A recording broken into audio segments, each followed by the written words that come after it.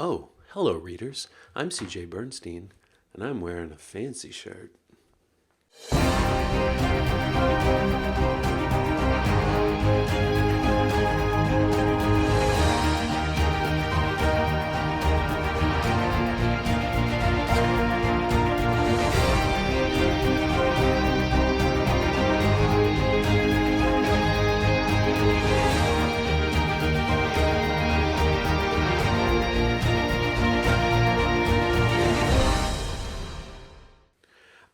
Into phase two. We are at or near the end of phase two.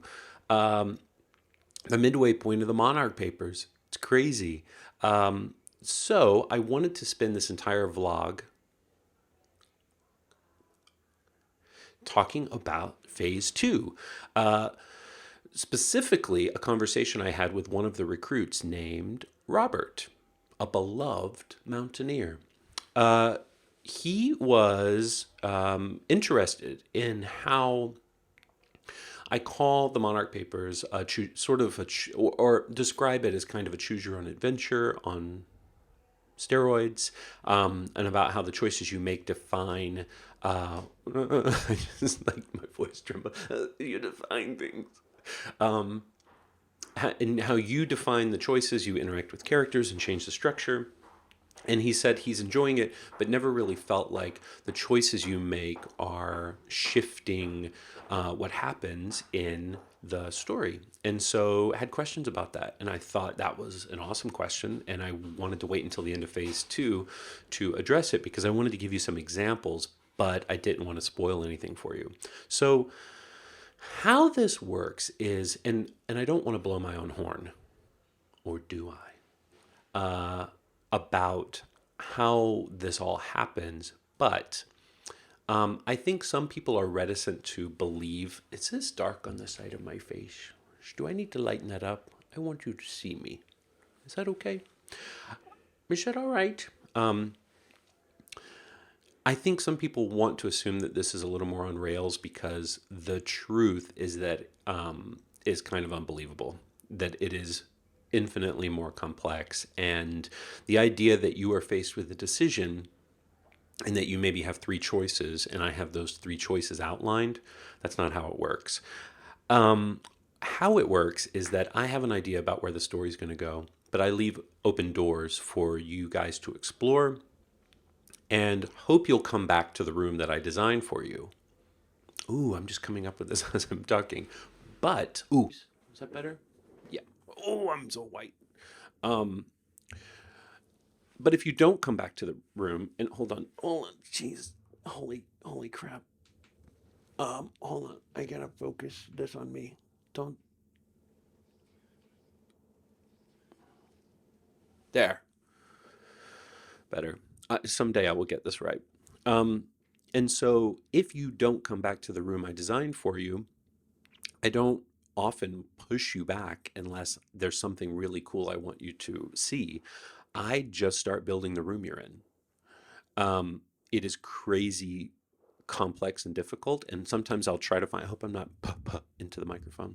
This is a disaster. Oh, and by the way, this is also take two because the first one I did was also out of focus because I have no clue what I'm doing. I don't know if you know this, but I'm a writer, not a cinematographer. Um, so where was I? I'm building you a room. I'm building you a room, and what I will do is try to use some of the elements from the original room. I'm going to move furniture in there because I think, oh, you're going to love this couch. But it's much more complex. It is. It seems like a seamless experience. It's much more in line with Dungeons and Dragons, where I'm a DM, and yes, I have a story and I have a place I would like for you to go. But if you go somewhere else, I'm working on the fly. And oftentimes, even if you will come back to the room I designed for you, you guys will take a detour that I find much more interesting, and I reshape the story based on it. One choice I will tell you was that the heist in the Morgan Library with Lauren and Cole could have been incredibly different and could have been between two different characters. Well, a different character. It could have been between in not in the Morgan Library, and between Lauren and Deirdre. I'm not just holding this, I'm waiting to drink from it. Uh, yeah, Lauren and Deirdre instead. So there could have been a different way that Deirdre learned the truth. There also could have been an option where Lauren did not become the Cagliostro. There could have been an option where the Cagliostro didn't die, or didn't die at the performance and instead died at the hands of his oppressors. Hmm. One other really good example is Robert said, one choice we made was interacting with Martin Rank, but because you put the email address there, we just assumed you wanted us to. Well, you assumed wrong. Not assumed wrong, but assumed that I was thinking that far ahead. I I had all of phase two outlined, and then I thought, oh, well, I would like for them to hear the recording of the performance at the end of January. So we need someone there who could record it. Oh, I know a fun Easter egg would be um, bringing back the reporter from phase two. That wrote the article about Brandon Lockman. And so I put it there sort of as an Easter egg and kind of as a way to facilitate something I wanted to do to get information to you. Otherwise, there wouldn't, you can't, we weren't going to stage the performance and invite someone, logistically that wasn't going to work out. And so we needed to do the audio recording. So I thought, well, maybe they'll write him, but I'll just make it an autoresponder, or maybe he's not great with email, so he doesn't write back. Justify it with his character. But you guys were so thoughtful and interested and inspired and excited by Martin's presence, and that you guys recognized him from phase two, that everything got restructured to support him and to bring that character to the forefront. And I don't want to give anything away, but maybe he's going to come back. Who knows? And that is all based on your exploration. So it is much more complex than choose your own adventure, though it feels like it. And although it feels sometimes like it's on rails or like a video game where, yeah, you can explore an open world, but in the end, there are these set things you're supposed to do. It is that way, but the world is not just open, it's endless. It really is based on your imagination. And the more things you explore, the more ideas you come up with, the more things you inspire me with, the more it changes. I mean, I will say this is something I hadn't wanted to talk about, but to give you a really good example of how much you're changing this story, the Book of Briars, the novel you're unlocking at the end of the Monarch Papers. I thought I would get through it without hitting my microphone.